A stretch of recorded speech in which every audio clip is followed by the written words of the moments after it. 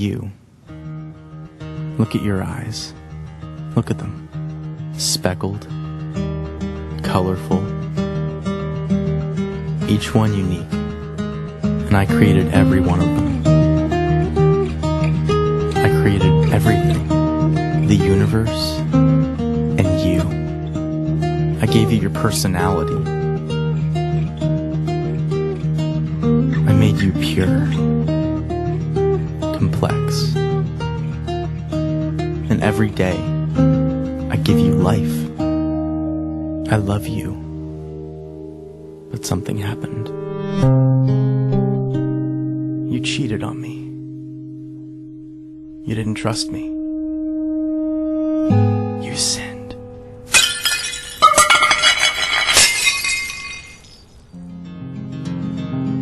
You cut yourself off from me.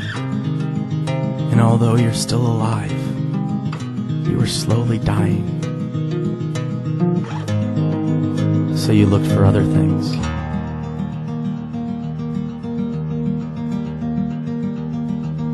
To fill the void. But nothing works.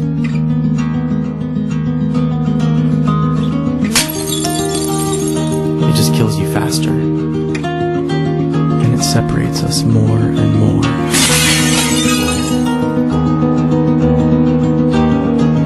What are you searching for?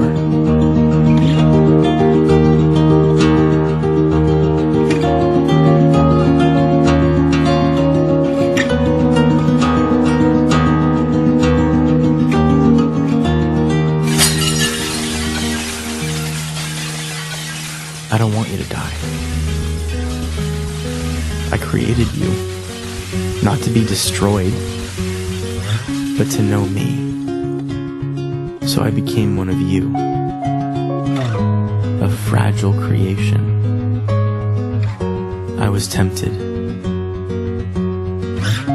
but I never sinned. I came to save you. You have so many sins. And they have a cost. Someone has to die. You or me. So I took on your sin and traded in my life for yours. And I died in your place. Because I love you. Then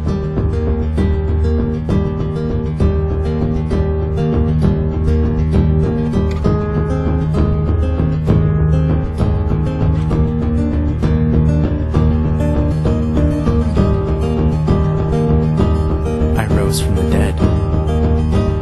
I am the way, the truth, and the life. I am Jesus.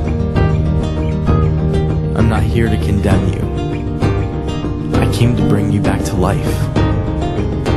Rely on me. I will forgive you and give you eternal life. I love you.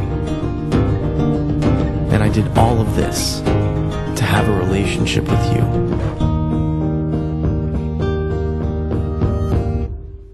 Will you follow me? Que alegria, que bom que você está conectado com a gente. É tão bom estarmos ouvindo a palavra de Deus, meditando, colocando em prática na nossa vida diária os princípios e valores de Deus. Eu gostaria de ler o Salmo 27. O Salmo 27 diz: o Senhor é a minha luz e a minha salvação. Então por que ter medo? O Senhor é a fortaleza de minha vida. Então por que estremecer? Quando os maus vierem para me destruir, quando meus inimigos e adversários me atacarem, eles tropeçarão e cairão. Ainda que um exército me cerque, meu coração não temerá. Ainda que invistam contra mim, permanecerei confiante. A única coisa que peço ao Senhor, o meu maior desejo, é morar na casa do Senhor todos os dias da minha vida, para contemplar a beleza do Senhor e meditar em seu templo, pois ali me abrigará em tempos de aflição, e em seu santuário me esconderá em segurança, numa rocha alta me colocará. Querido, que essa palavra possa animar a sua vida. Que essa palavra possa alegrar o seu coração. Vamos orar? Pai de amor, muito obrigado pela vida do meu irmão, da minha irmã. Fale aos nossos corações, ministra a nossa vida, alegra a nossa alma, Senhor. Revigora-nos, fortalece, Senhor, o teu povo, a tua igreja. Em nome de Jesus. Amém. Vamos para um tempo de músicas e logo depois teremos a nossa reflexão. Até daqui a pouco.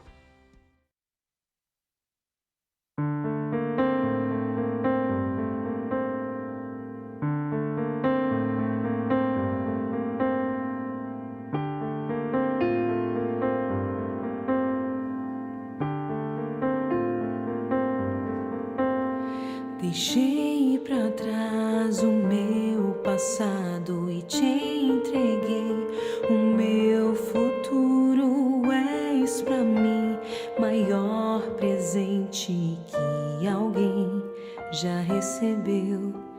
Deixei pra trás todos os medos e te entreguei os meus anseios. Decidi ouvir a tua voz e te obedecer, pois tu és meu tudo,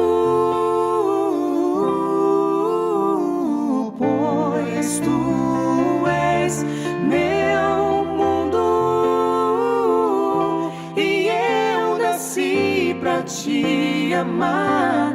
Sem reservas eu me dou, e é o mínimo que eu faço a quem tudo entregou por amor.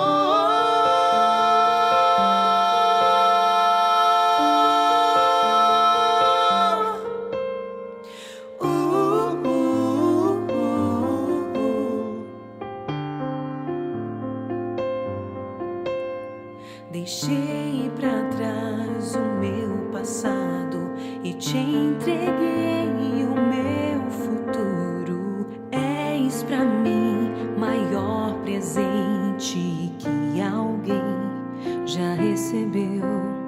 Deixei pra trás todos os medos e te entreguei os meus anseios. Decidi ouvir tua voz e te obedecer, pois tu és meu tudo, pois tu és meu mundo,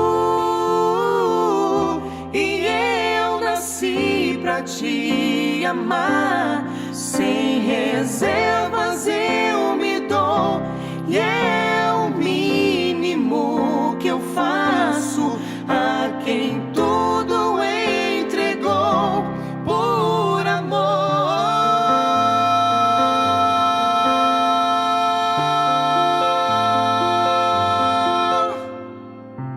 Basta cada dia o próprio mal, minha escolha sobrenatural. Eu decido em te confiar, mesmo que eu não possa entender. Meu refúgio nos meus dias maus, meu abrigo nesse temporal. Coloquei minha vida em tuas mãos, eu só preciso descansar.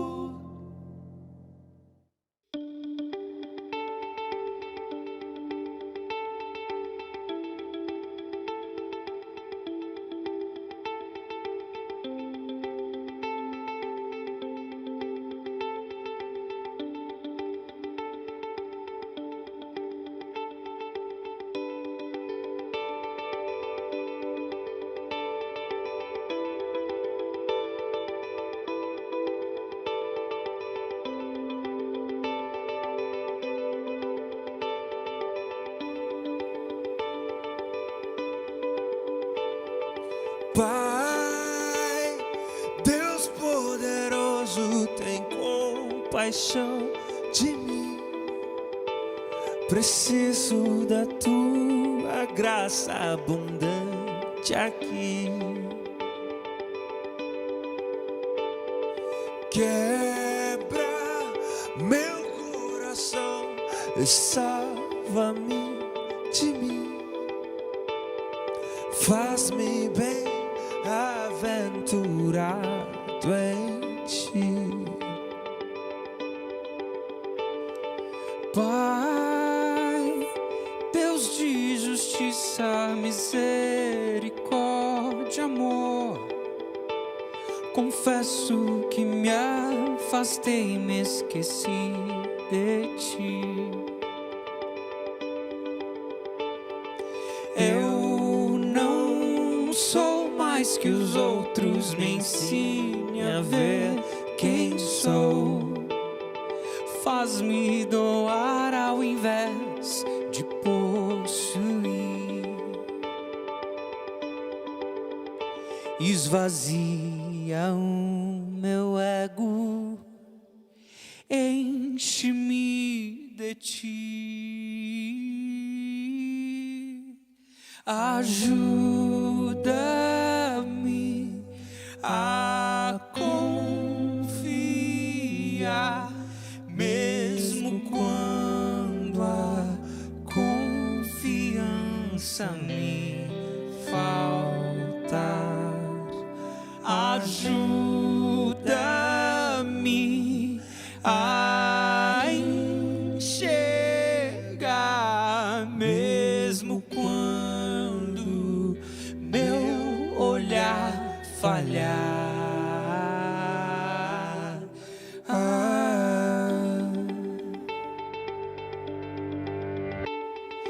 Pai, Deus poderoso, tem compaixão de mim. Preciso da tua graça abundante aqui.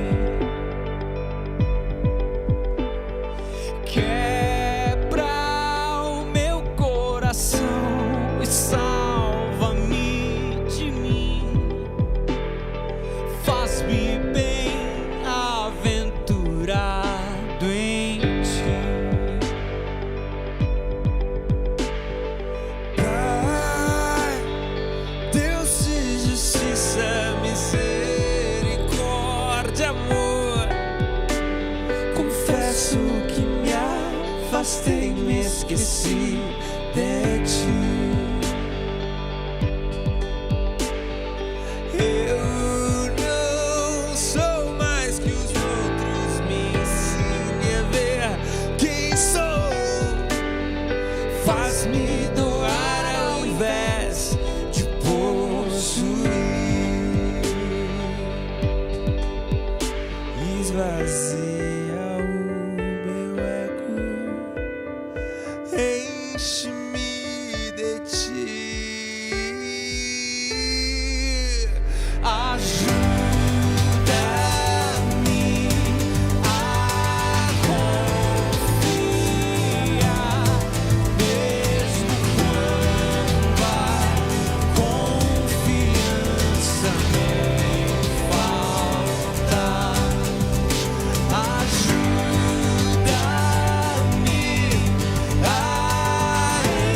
enxergar, mesmo quando meu olhar falhar.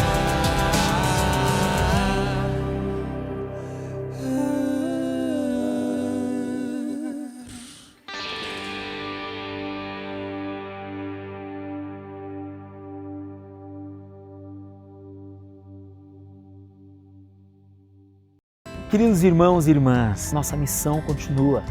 Nós temos a missão de fazer discípulos para Jesus. Nós queremos ver Deus concedendo o crescimento para a nossa igreja. E nós cremos nisso. Você, eu, nós juntos participando, somos mais fortes. Nós juntos realizando a obra do Senhor. Por isso eu te convido a dedicar-se cada vez mais. do seu tempo, das suas finanças.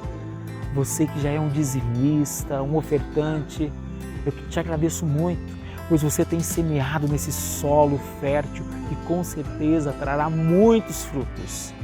E você que ainda não se despertou para isso, ou de repente por uma razão ou outra ainda não colocou no seu coração, eu vou me tornar um dizimista, eu vou sim contribuir para esta obra.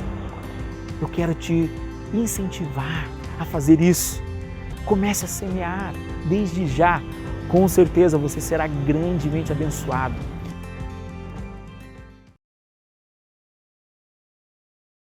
E eu quero convidar você para abrir a sua Bíblia comigo na carta aos Hebreus, capítulo 6.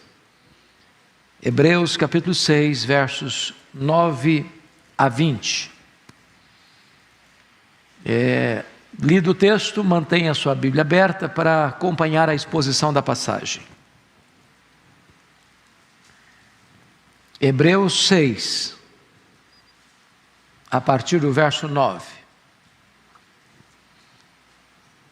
Está escrito o seguinte: quanto a vós outros, todavia, ó amados, estamos persuadidos das coisas que são melhores e pertencentes à salvação, ainda que falamos desta maneira. Porque Deus não é injusto para ficar esquecido do vosso trabalho e do amor que evidenciastes para com o seu nome, pois servistes e ainda servis aos santos. Desejamos, porém, continue cada um de vós mostrando, até o fim, a mesma diligência, para a plena certeza da esperança, para que não vos torneis indolentes, mas imitadores daqueles que pela fé e pela longanimidade herdam as promessas. Pois quando Deus fez a promessa a Abraão, visto que não tinha ninguém superior por quem jurar, jurou por si mesmo, dizendo: certamente te abençoarei e te multiplicarei. E assim, depois de esperar com paciência, obteve Abraão a promessa.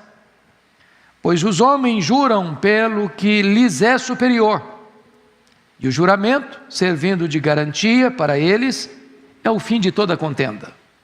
Por isso, Deus, quando quis mostrar mais firmemente aos herdeiros da promessa a imutabilidade do seu propósito, se interpôs com juramento, para que, mediante duas coisas imutáveis, nas quais é impossível que Deus minta, forte alento tenhamos nós, que já corremos para o refúgio, a fim de lançar mão da esperança proposta, a qual temos por âncora da alma, segura e firme, e que penetra além do véu, onde Jesus, como precursor, entrou por nós, tendo se tornado sumo sacerdote para sempre, segundo a ordem de Melquisedeque. Amém. Então eu quero conversar com vocês nesta manhã sobre uma segurança inabalável. Bom, eu acho que todos vocês sabem que este texto é precedido pelo texto mais difícil desta carta, o texto talvez mais complicado de entendimento de todo o Novo Testamento, que é o capítulo 6, 4 a 8, a questão da apostasia. E ele disse no capítulo 6 que aqueles que caíram, é impossível outra vez renová-los para arrependimento. E a pergunta é sobre quem o autor está falando, que caíram e não podem ser recuperados. É de pessoas salvas? É de crentes lavados no sangue do Cordeiro? É de gente que estava com o nome no livro da vida, selado com o Espírito Santo, justificados pela fé, convertidos a Cristo? Eram ovelhas? Eram templo da habitação de Deus? Ou eram apenas pessoas crentes nominais? que, embora membros de uma igreja visível, não faziam parte da igreja invisível. Se vocês perceberem, a própria leitura do texto de hoje já responde esta pergunta. A apostasia não é de crente salvo, mas é de crente nominal. O contexto aqui é de judeus que vieram para o cristianismo e, em virtude da perseguição, estavam de volta para o judaísmo. Se estavam de volta para o judaísmo, depois de terem abraçado o cristianismo, é porque na verdade não eram verdadeiros convertidos, eram nominais, era apenas uma adesão e não uma conversão. E aqui no verso 9, notem vocês que existe uma conjunção adversativa, há um contraste. Quanto a vós outros, todavia. Então ele está contrastando os apóstatas com os verdadeiros crentes, mostrando para nós que não há possibilidade de o texto anterior estar ensinando a perda da salvação. Aqui ele está deixando claro que os verdadeiros crentes, regenerados, selados, habitados pelo Espírito Santo, cujo nome está no livro da vida, no rol de membros da igreja do céu, da igreja invisível, esses não podem se perder jamais. Quanto a vós outros, todavia, ó amados, estamos persuadidos das coisas que são melhores e pertencentes à salvação, ainda que falamos desta maneira. Então, eu gostaria de destacar no texto lido algumas verdades importantes para a nossa reflexão nesta manhã. Primeiramente, a convicção inabalável, que está aí no verso de número 9. Isso é tão importante, irmãos, porque há muitos crentes salvos pela graça, que embora estejam seguros nas mãos do divino pastor, de quem ninguém pode arrancar-nos dos braços dele, vivem inseguros, vivem com medo de perder a salvação, de ir para o inferno, de resvalar os pés e dizer: agora acabou, perdi a salvação. A salvação é uma dádiva de Deus, é dada por Deus, foi planejada por Deus, foi executada por Deus, é consumada por Deus, é garantida por Deus. A segurança da minha salvação não está no meu esforço. Quem persevera é Deus em nos salvar. Aquele que começou boa obra em nós há de completá-la até o dia de Cristo Jesus. A nossa segurança está nas mãos do próprio Deus, que planejou, executou e consumará a nossa salvação. É isso que o versículo 9 está nos mostrando, dizendo com toda a clareza que não há possibilidade de perda de salvação. A mesma verdade é posta lá no capítulo 10, porque lá também ele trata do mesmo assunto da apostasia. E ele vai contrastar de novo. Olha aí, versículo 38, na parte B, quando diz assim, 10:38, se retroceder nele, não se comprais a minha alma. Ele está falando de quem? De um crente, de um salvo, que vai retroceder, e a alma de Deus não se comprais nele. Olha a resposta no verso 39, nós, porém, olha a adversativa aí, olha o contraste aí, nós, porém, não somos dos que retrocedem para a perdição, somos, entretanto, da fé para a conservação da alma. Então você vai ver apóstata. O que é um apóstata? É alguém que tornou-se membro da igreja, foi batizado. Pensa comigo em Judas Iscariotes, ele era um apóstolo. Pensa comigo em Demas, ele era um cooperador de Paulo. Pensa comigo em Simão, o mágico, lá em Atos 8, ele foi batizado. Então, o rol de membros da igreja militante, da igreja aqui da terra, não bate necessariamente com o rol de membros do livro da vida. Há pessoas que entram para a igreja, são batizadas, exercem cargo de liderança, pregam, como Judas Iscariotes, exercem uma posição de honra, mas nunca foram convertidas. Essas, num dado momento, vão retroceder. Quando você vê, deixa eu só confirmar isso novamente, se você puder abrir comigo, lá em Apocalipse capítulo 13, veja por gentileza. Apocalipse capítulo 13, versículo 8, está falando do anticristo. E adorá-la-ão, a besta, que surge do mar, o anticristo, e adorá-la-ão todos os que habitam sobre a terra. Preste atenção na expressão todos. Todos os que se habitam sobre a terra. Aqueles cujos nomes não foram escritos no livro da vida do Cordeiro. Ou seja, só existe um grupo, um segmento, que não vai adorar o anticristo quando ele surgir. Quem são esses? Aqueles cujos nomes estão escritos no livro da vida. Em outras palavras, aqueles que foram salvos, eles jamais perecerão. Aqueles que estão lavados no sangue do Cordeiro, jamais retrocederão. Aqueles que foram justificados pela fé, esses jamais apostatarão. Hebreus, como toda a Bíblia, não ensina de forma nenhuma a possibilidade de se perder a salvação. Ao contrário, é uma segurança e uma convicção inabalável. Vamos avante no capítulo 6, agora versículo 10, uma evidência eloquente.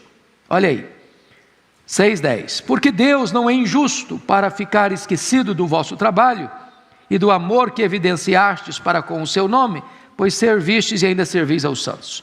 Então, aqui ele está demonstrando o seguinte: qual é a evidência de que alguém está salvo? Como é que você pode identificar uma pessoa salva? E ele está dando uma evidência aqui. Qual é a evidência que ele oferece para nós? Primeiro, o trabalho.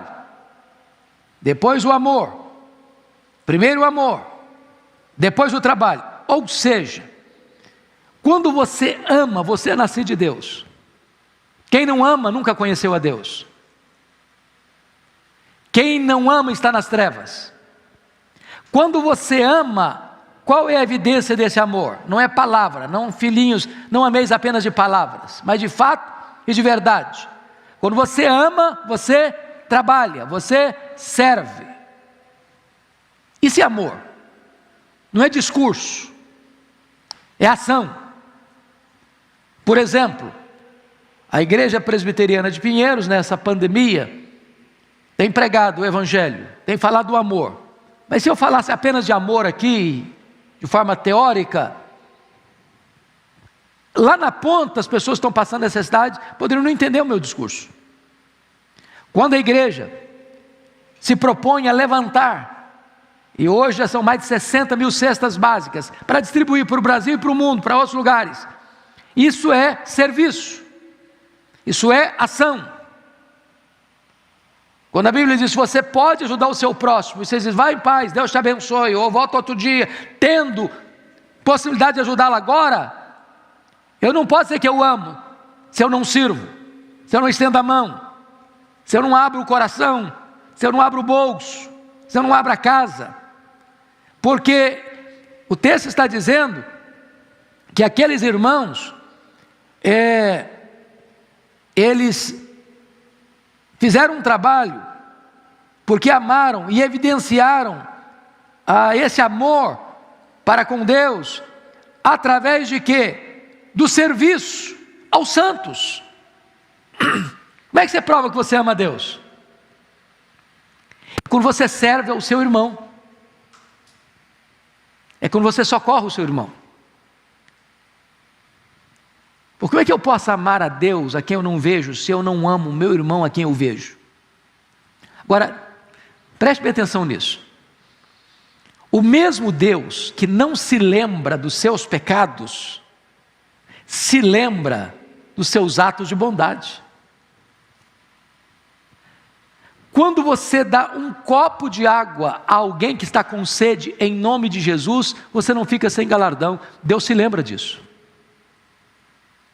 Mas do seu pecado que Ele perdoou, Ele não se lembra mais. Ele joga para trás das suas costas, Ele lança na profundeza dos mares, Ele apaga como a névoa, Ele esquece do seu pecado, mas não se esquece quando você faz o bem, quando você serve ao seu irmão, quando você ajuda e socorre o seu irmão. Olha que coisa maravilhosa. É por isso que a Bíblia fala de galardões. Quando você serve, quando você socorre, quando você abençoa, quando você estende a mão, quando você abre o bolso, quando você abre o coração, quando você abre a casa para servir aos santos, isso fica registrado nos anais dos céus, e Deus se lembra disso. Não é que você vai servir aos santos para ser salvo, não, a salvação é pela graça, mas ao servir o próximo, você evidencia que foi salvo pela graça. Socorrer o próximo, servir ao próximo, não é a causa da salvação, mas é a evidência da salvação. Pois bem, dito isto, vamos olhar um outro ponto agora, muito importante. Uma diligência necessária. Versículo 11, olha aí comigo. Desejamos, porém, continue cada um de vós mostrando até o fim a mesma diligência para a plena certeza da esperança. O que ele está dizendo? Ele está dizendo o seguinte: não basta você ter um arroubo de entusiasmo para ajudar o próximo num momento pontual e depois afrouxar as mãos, depois botar a vida no piloto automático e deixar a vida levando você. Não. Você precisa ter o quê? Continuidade, perseverança. Você precisa ter o quê? Diligência no que você está fazendo. É por isso que a Bíblia diz que você deve desenvolver a sua salvação. Está lá em Filipenses 2:12. Dá uma olhadinha rapidinho comigo aí, para entender, porque esse texto às vezes as pessoas têm dificuldade de entender o significado dele. Filipenses 2:12, olha aí.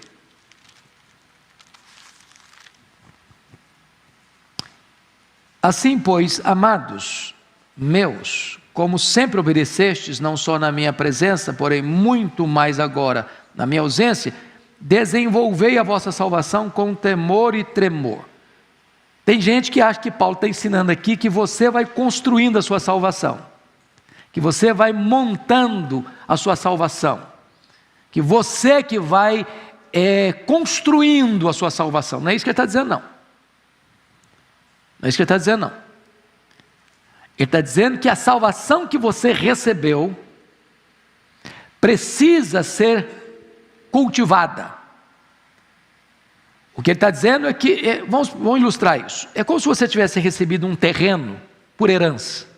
Você não comprou o terreno, você recebeu por herança. A salvação é uma dádiva de Deus. Agora você pode pegar esse terreno que você recebeu e cultivá-lo, plantar nele, colher dele, para que ele produza, para que ele frutifique, para que ele traga renda. Então o que o texto está querendo dizer é o seguinte: você recebeu a salvação é de graça, mas agora você pode pegar essa lavoura, esse terreno e cultivá-lo, desenvolvê-lo.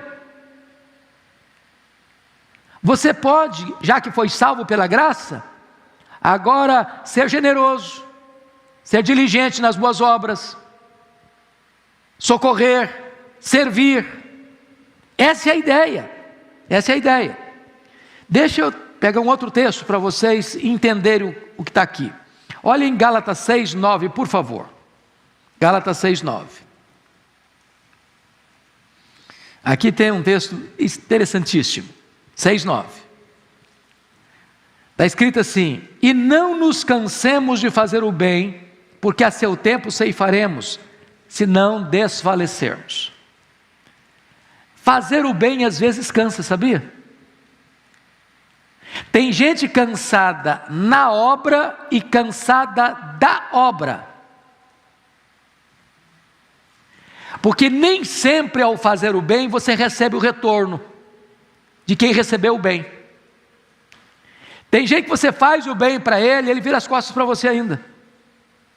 Você faz o bem para ele e ele não agradece o bem que você fez. E de repente você pode ficar frustrado e cansado. E Paulo exorta: não nos cansemos de fazer o bem. Não nos cansemos de fazer o bem. Por que não? Porque a seu tempo ceifaremos, se não desfalecermos. O que ele está querendo dizer com isso? Ele está querendo dizer com isso que ainda que você não receba o devido reconhecimento de quem recebeu o bem que você fez, de Deus você vai receber recompensa. No devido tempo você vai ceifar, você vai colher. Porque Deus não é injusto para ficar esquecido do serviço que você presta aos santos. Olha que coisa maravilhosa. Quer ver outro exemplo bíblico? Lá em Mateus 24:13, nós somos informados, porque ele está falando de diligência nesse versículo, né? De diligência. Então, lá em Mateus 24:13, a ordem do Senhor Jesus é esta: aquele, porém, que perseverar até o fim será salvo. Vamos entender de novo esse texto. Vamos entender de novo esse texto, porque será que Jesus está querendo dizer que você só pode ter certeza da sua salvação na horinha que você estiver partindo? Na horinha que você estiver morrendo? É isso que ele está dizendo? Não, não é isso. Não é isso. No momento em que você crê no Senhor Jesus, você já tem a certeza, a garantia. Quem crer em mim, João 6,47, tem a vida eterna. Quem disse isso? Jesus. Você acha que Jesus mentiria para você? Jamais. Então o que ele está dizendo? Se você crê, você tem o quê? A vida eterna. Quem é que tem a vida eterna? Quem crê. O verbo não está no futuro, terá. Está no presente indicativo. Quem crê, tem. Eu tenho essa Bíblia, eu não terei, eu tenho essa Bíblia. Está entendendo? Agora, qual é a evidência que eu tenho a vida eterna? Agora, já? É eu que persevero até o fim. Porque se eu não persevero até o fim, eu nunca tive. Eu nunca tive. Está claro isso, irmãos, para vocês? Ok, então vamos prosseguir. Volta lá para Hebreus. Versículo 12 agora, 6:12. Vamos entender outra coisa importante aí. Hebreus 6:12. Veja comigo. Para que não vos torneis indolentes, mas imitadores daqueles que pela fé e pela longanimidade herdam as promessas. Veja bem que o autor aos Hebreus está tratando de diligência, e ele não quer que você seja indolente, corpo mole, entendeu? Relaxado, omisso, braço cruzado,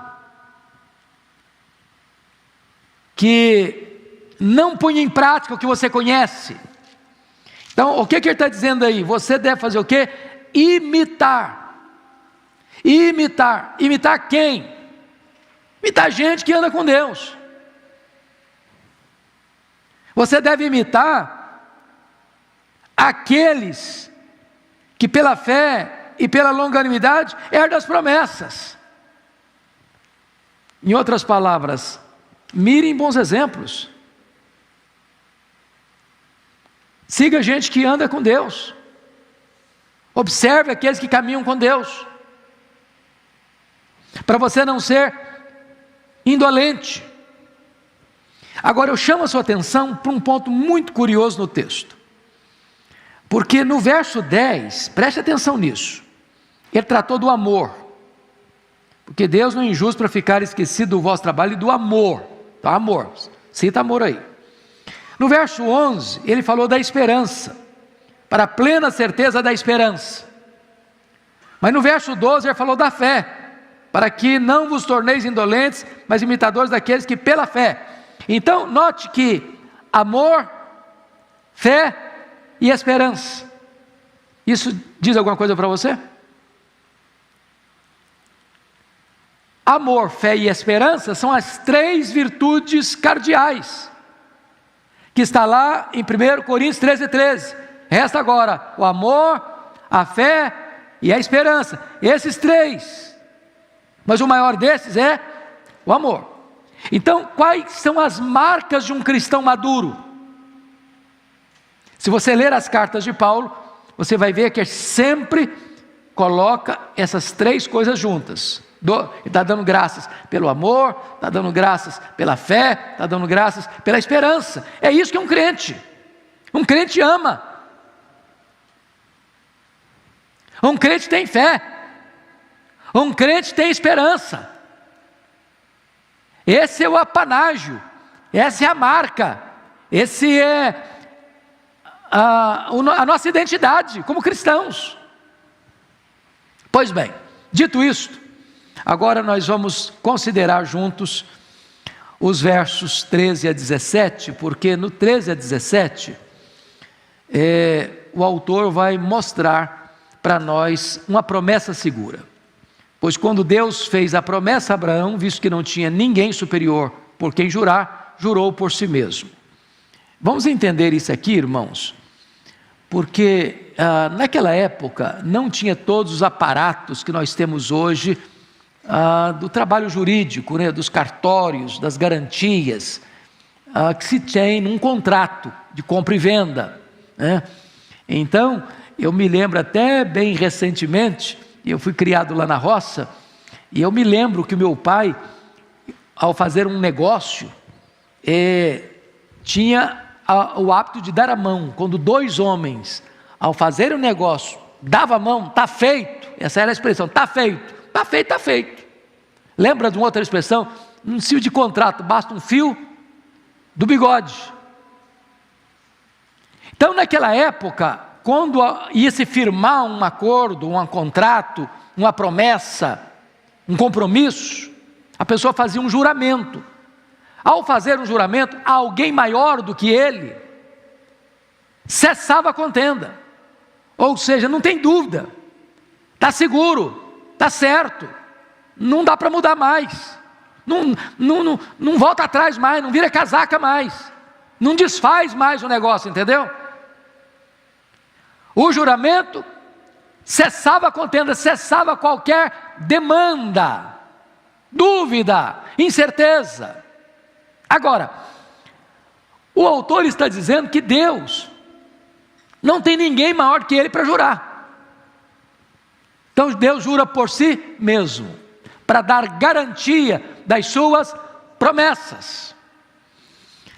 Agora veja vocês, amados irmãos, no texto, que, olha aí em que contexto, versículo 14 agora, dizendo: certamente abençoarei e te multiplicarei, e assim depois de esperar com paciência, obteve Abraão a promessa.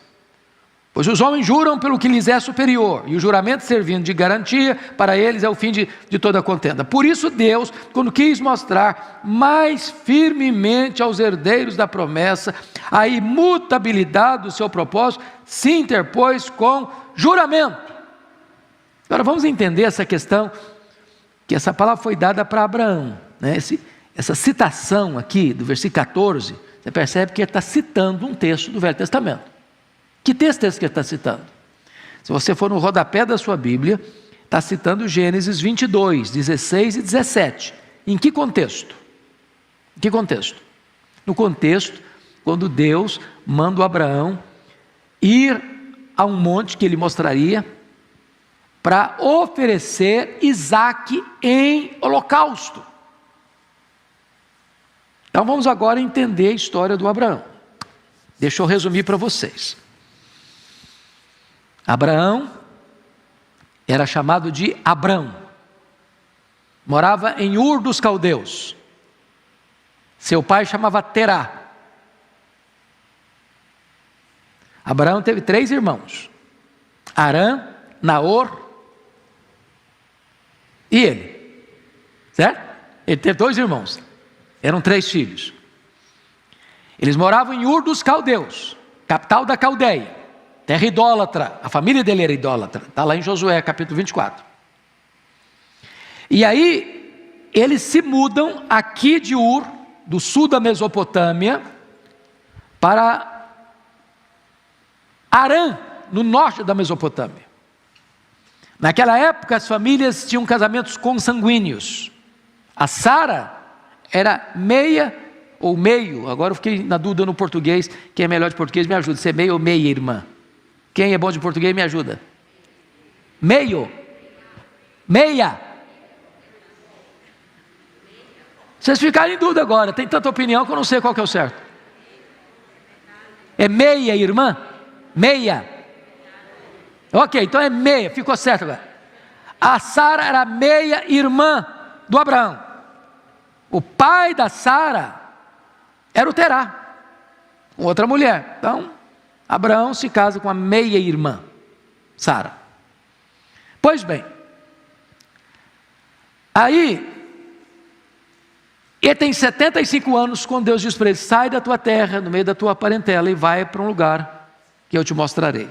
Te abençoarei, e através de ti abençoarei as famílias da terra, as nações do mundo. E Deus prometeu outras vezes que a descendência dele seria como as estrelas do céu, e outra feita diz que a descendência dele seria como as areias da praia do mar. É claro que é um termo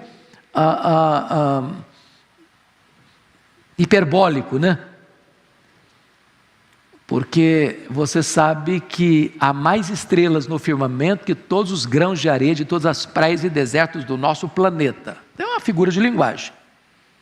Pois bem, ele sai aos 75 anos. Com 86 anos, aliás, 85 anos, a Sara, que era estéril, achando que não ia ter mais jeito de ser mãe mesmo, porque já tinha cessado as regras, inclusive, diz para o Abraão o seguinte: olha, Abraão, não vai ter jeito não, então faz o seguinte, pega a minha serva, que era Agar, que veio lá do Egito, quando ele passou por lá, coabita com ela, e eu vou ser mãe por meio de Agar. O Abraão, em vez de confrontar a sua mulher, diz: não, minha filha, Deus me prometeu, Deus vai cumprir, vamos dar mãozinha para Deus, eu não preciso de mãozinha nossa não. Ele acabou cedendo ao desejo da sua mulher e coabitando com a serva egípcia. Nasce Ismael, né? Barriga de aluguel. Aí o que acontece? Quando Abraão tem 99 anos, quando Isaac nasceu, quando Ismael nasceu, eu tinha 86, me ajuda na matemática aí, quantos anos tem o Ismael agora? 13 anos, certo? 13 anos. Deus aparece para ele de novo. Falou: Abraão, vou mudar seu nome. Você não vai ser chamado de Abraão mais não. Você vai ser chamado de Abraão.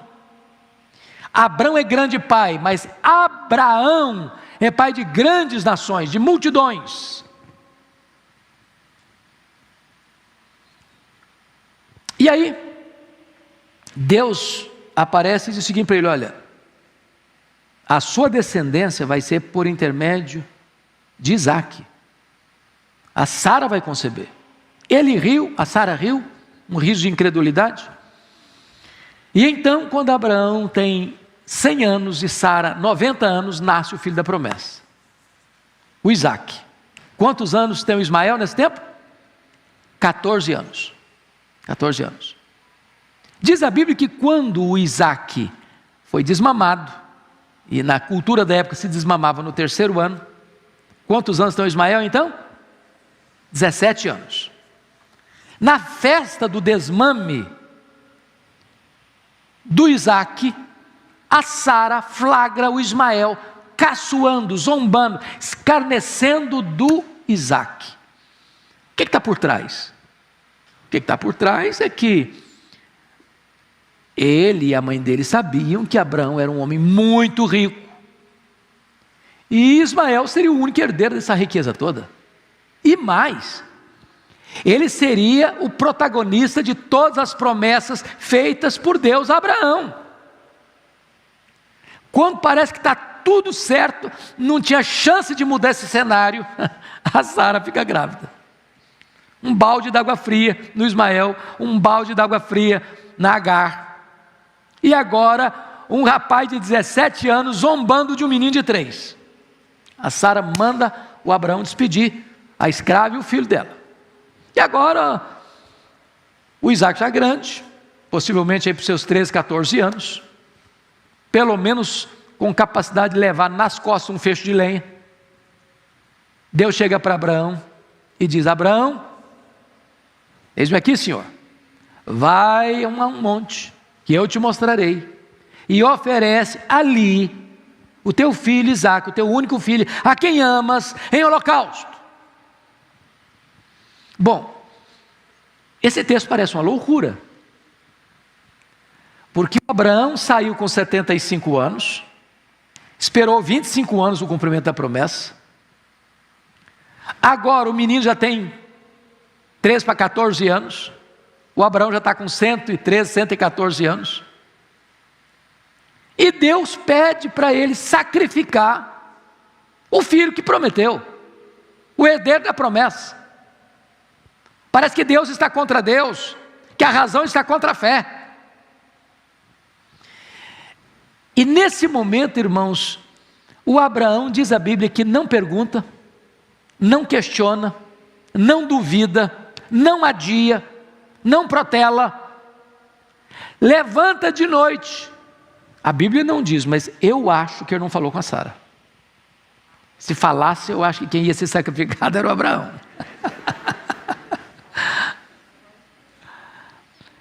Levanta cedo, racha lenha, pega 2 servos, pega o cutelo, pega fogo, bota a lenha nos animais, parte para a viagem. Ninguém sabe de nada, só o coração dele. Eu fico imaginando o Isaque pulando de alegria, fazendo uma viagem com o pai. 3 dias, que legal. E eu fico imaginando as emoções do Abraão. E diz a Bíblia que no 3º dia, eles avistam um monte. Aliás, Abraão avistou o monte que Deus havia indicado. E Abraão disse para os 2 rapazes, 2 servos: fiquem aqui, fiquem aqui, fiquem aqui com o animal. Eu e o menino iremos lá. Tendo nós adorado, voltarei? Não, voltaremos. E Hebreus 11 explica isso dizendo que Abraão acreditava que Deus era poderoso para quê? Para poupar o menino? Não. Deus era poderoso para quê? Para ressuscitar o menino. Sabe o que significa isso? Na mente de Abraão, de fato, ele iria sacrificar o seu filho.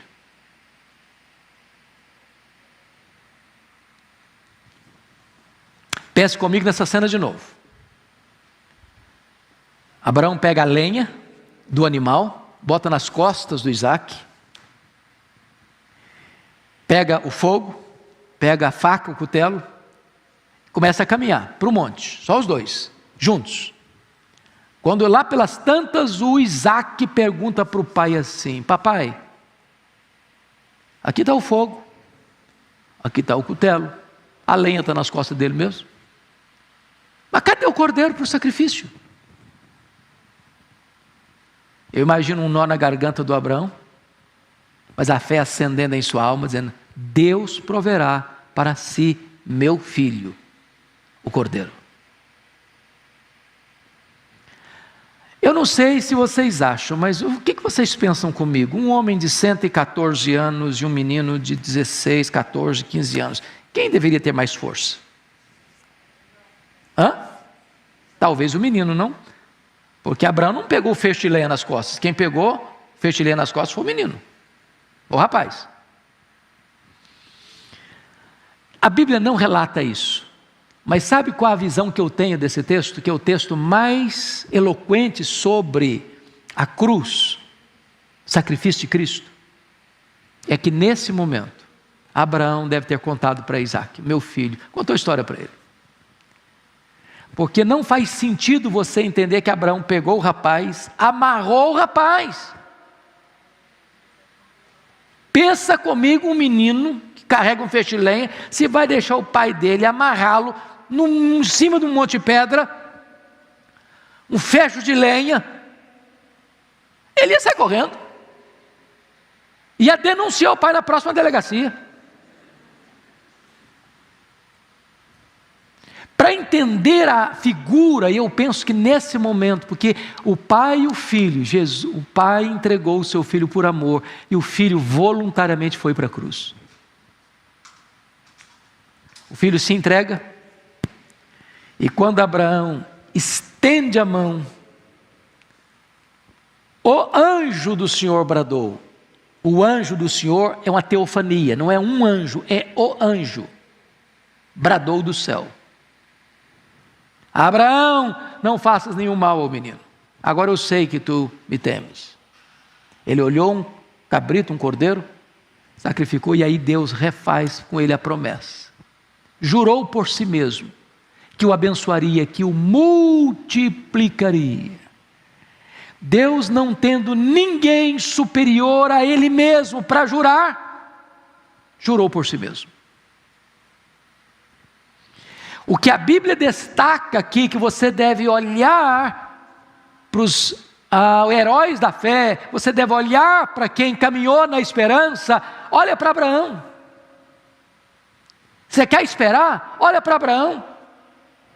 Então eu queria que você fosse comigo para Romanos 4, porque lá Paulo interpreta melhor o que é essa esperança do Abraão. Vá lá comigo, por favor, para Romanos 4. Aqui tem uma expressão belíssima.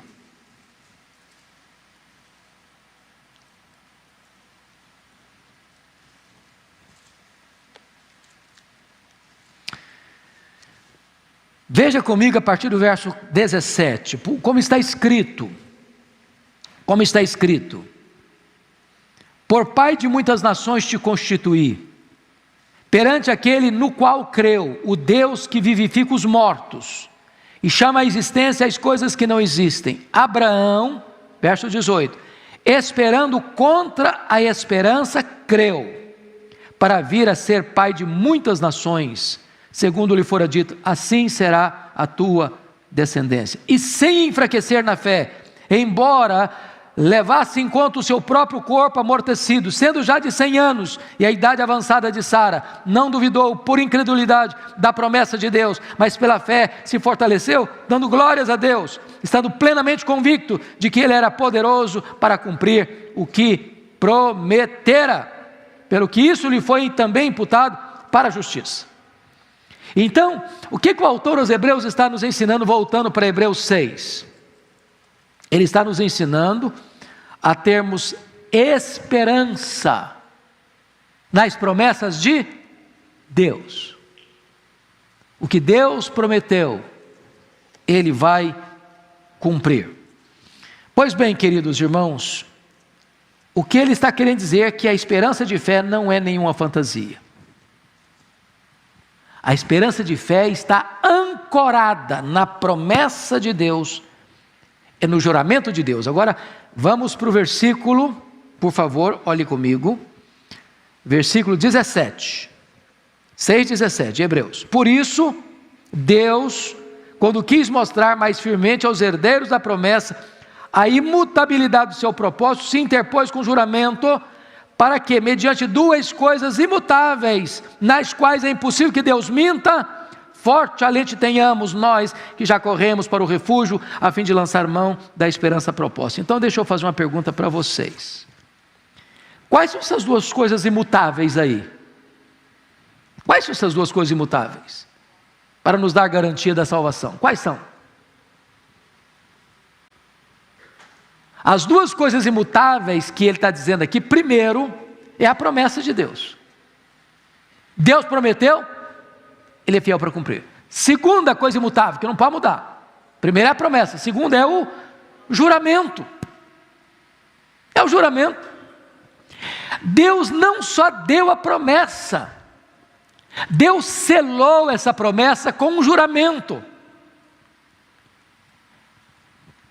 Deus pega a própria cultura do povo, uma linguagem que o povo entendia. Quando alguém ia fazer um contrato, firmar um negócio, firmar um acordo, um compromisso, um pacto, se fazia juramento. Ao fazer juramento, a mão está dada, o fio do bigode está presente, compromisso está selado, não volta atrás. Então Deus deu a promessa, e a promessa já é imutável, mas Deus quer fortalecer ainda mais, dar mais garantia. Em outras palavras, Deus é o avalista da sua própria promessa.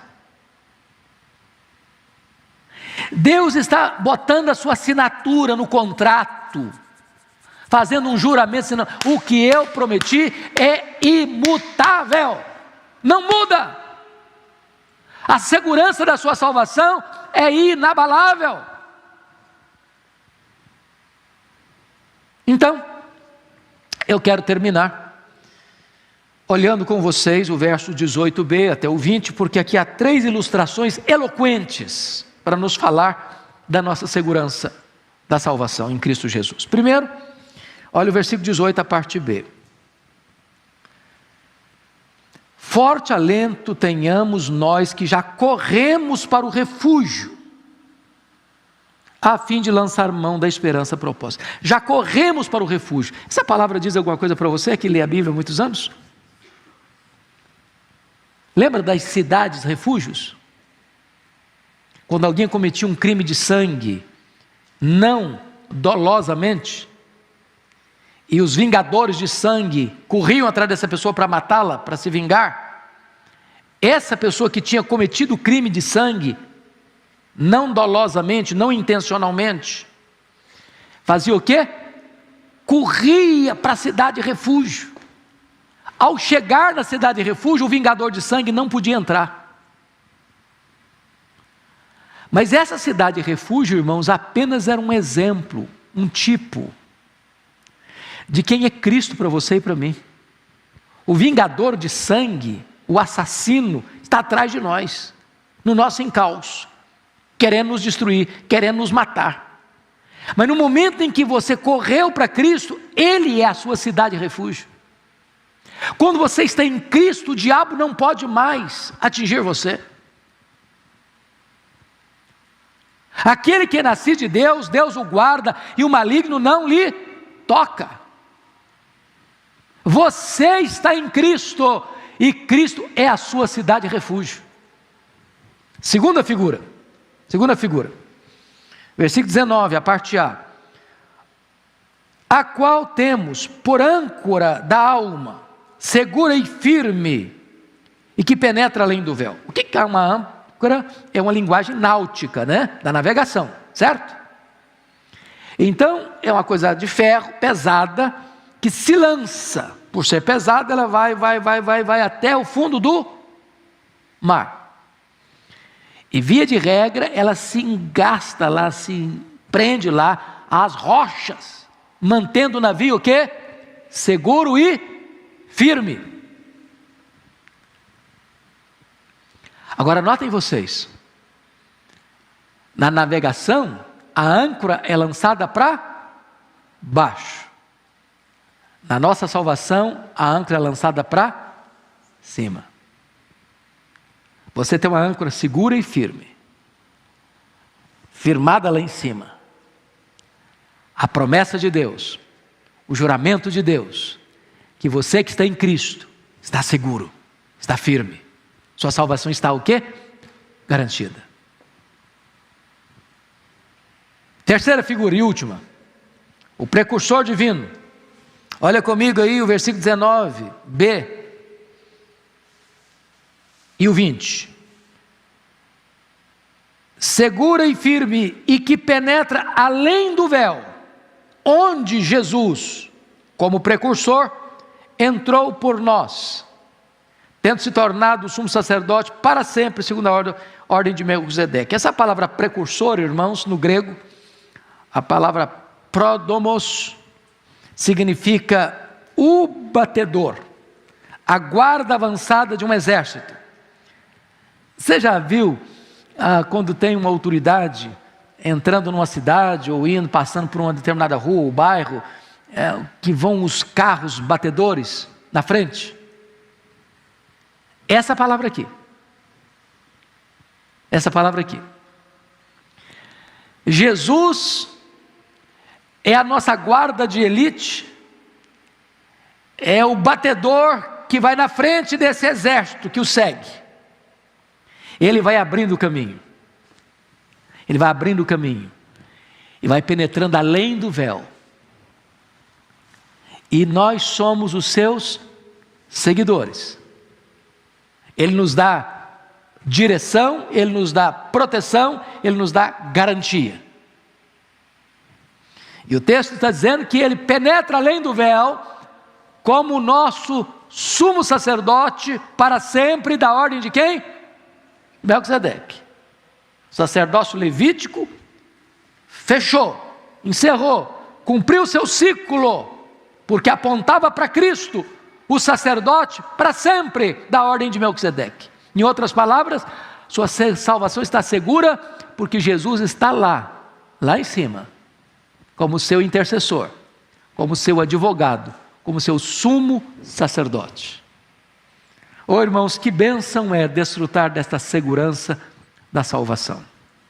Você e eu estamos nos braços daquele que governa o universo, que está sentado no trono, que intercede por nós, que voltará para nos buscar. A Ele toda a glória, honra e louvor. Amém. E que a graça do nosso Senhor e Salvador Jesus, o amor de Deus Pai, a comunhão, o poder do Espírito Santo de Deus, seja sobre sua vida e sua família, agora e para sempre. Amém. Deus te abençoe, querido. Tenha uma ótima semana. Grande abraço.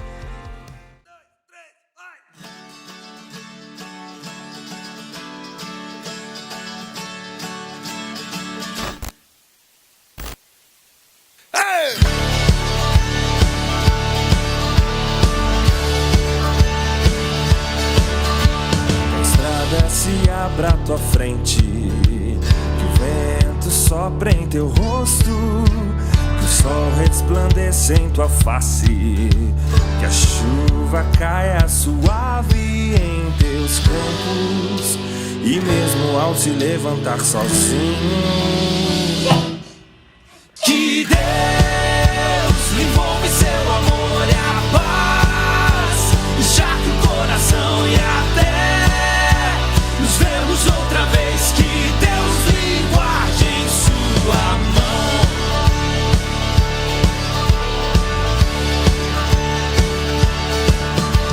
As gotas da chuva em teu rosto, com a brisa lhe tragam alívio, que as tarefas comuns e diárias não sejam um peso ao teu coração. E mesmo ao se levantar sozinho,